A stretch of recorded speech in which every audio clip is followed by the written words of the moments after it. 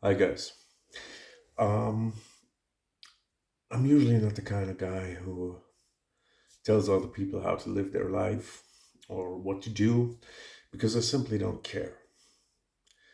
I prefer to mind my own business. But in this particular case, I'm gonna make an exception because too many lines have been crossed. I don't know if they don't realize what they're doing or if they simply don't care. But apparently, this entire gender ideology has no clue what's the difference between sex and gender. For those of you who don't know, English is a Proto German language. So it derives from German, and we have quite similar grammar. We have many similar words, and we both have a quite similar genus system. The only difference is the English genus system is reduced to one genus. In German, we have a trinary genus system. Well, in English, you have a unary genus system. If that somehow sounds familiar to you, that's probably because the genus system is the gender system. That's the English word for it. Genera are roles to portray a likeness of sex where there is no identifiable sex. Therefore, it's only applied to objects and abstractions. That's how language works. On the other hand, when it comes to subjects, there the genus system does not apply. Period. Subjects are not being gendered. Subjects do have an identifiable sex. If you are gendering people, you are basically objectifying them. And that is the reason why I have a problem with the term cisgender. I don't care about the Latin prefix cis, it doesn't matter to me. But being gendered, therefore being objectified, is something I will not accept. Period. So when you look at this entire terminology of the gender ideology, it becomes abundantly clear that they mistake gender for sex. That might be because in the English language, you reduce the gender system to neutral.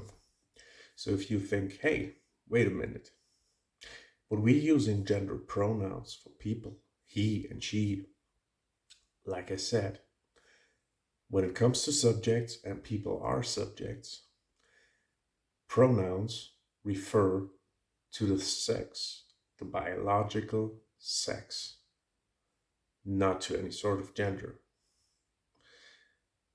A perfect example for that you have in the German language. When it comes to cutlery,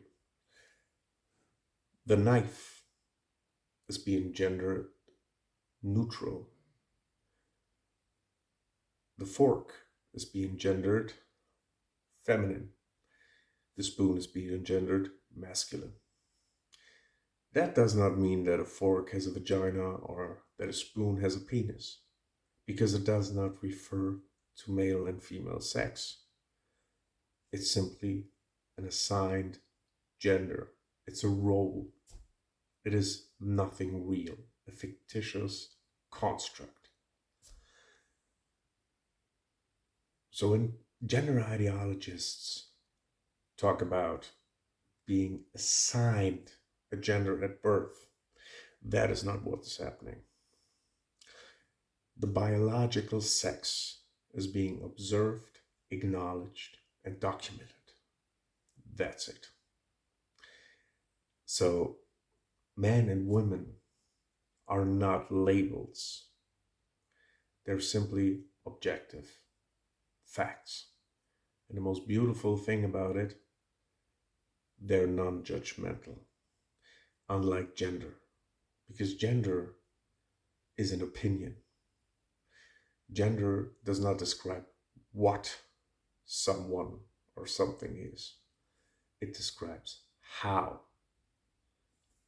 Masculine and feminine describe how someone might be, but they do not describe what someone is. That is sex, female or male. So when you say you're being misgendered because someone uses the wrong gender pronouns, that is not possible because you're not being gendered at all. He and she refer to the sex. So I cannot misgender you in my language because I'm not gendering you, because I'm not objectifying you. So don't do it to me. It's that simple. So when you claim, for example, you're trans, no, you're not. You can't be transgender because you can transition from one gender to another because you have no gender to begin with. Transsexual people, they are trans. They transition from male to female or female to male. They are having a sex change and not this gender affirming nonsense that you're talking about. So they're actual trans people. They have trans rights. They can claim transphobia when they're being discriminated against.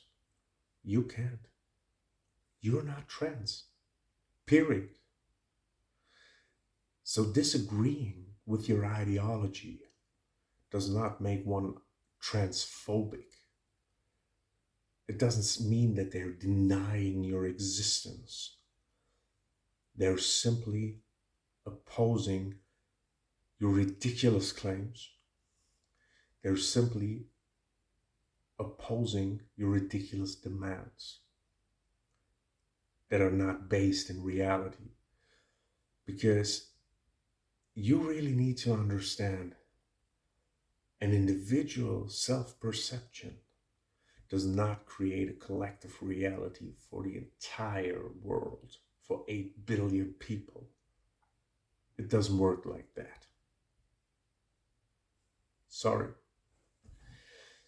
So, your legal documents, like your birth certificate, your passport, you ever wondered why there is nothing stating your gender? Because nobody cares about a gender. You have no gender. You have a sex. That's an objective, non-judgmental fact.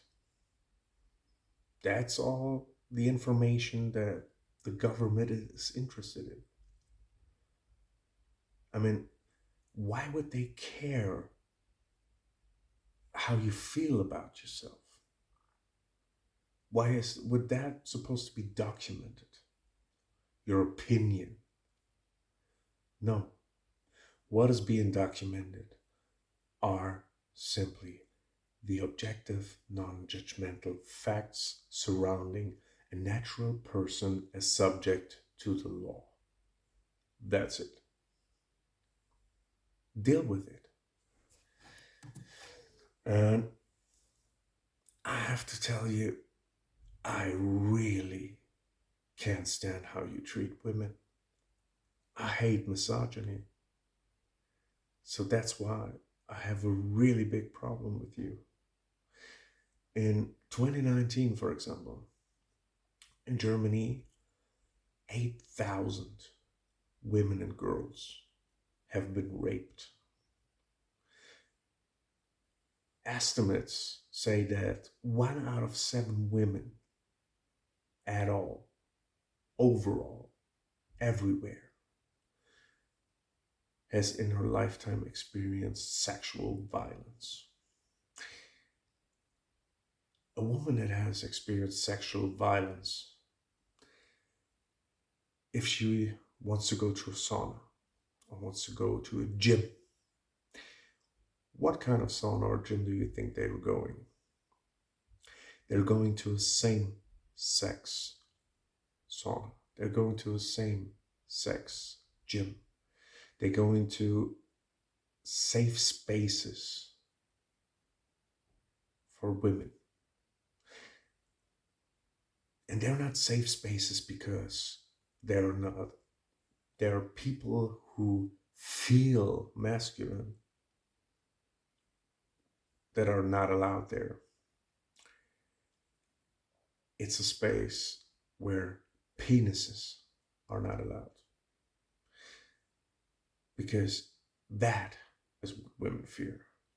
The sexual violence through someone with a penis. They don't care how you see yourself. They're not afraid of a mindset. They're afraid of penises. That's what these safe spaces for women are for.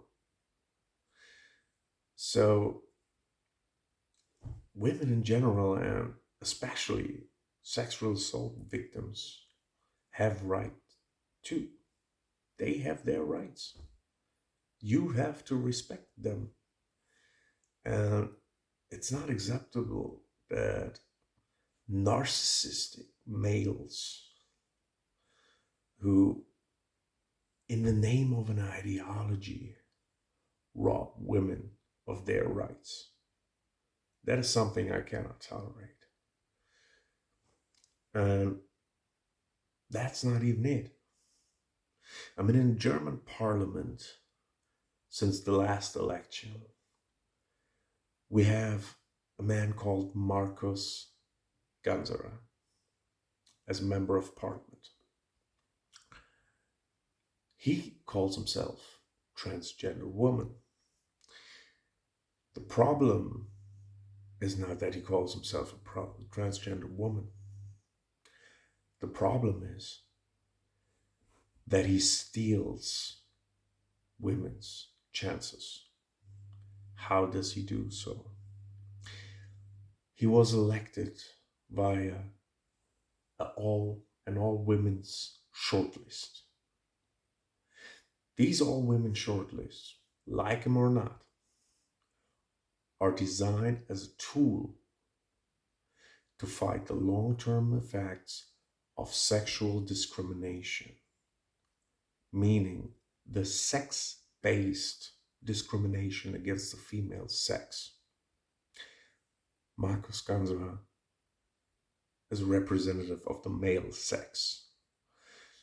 So there's no time in history that against his sex would have, or where he would have been discriminated against in cause of his sex.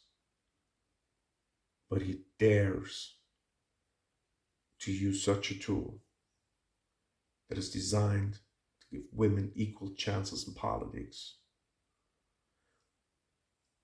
to get illegitimately elected into parliament.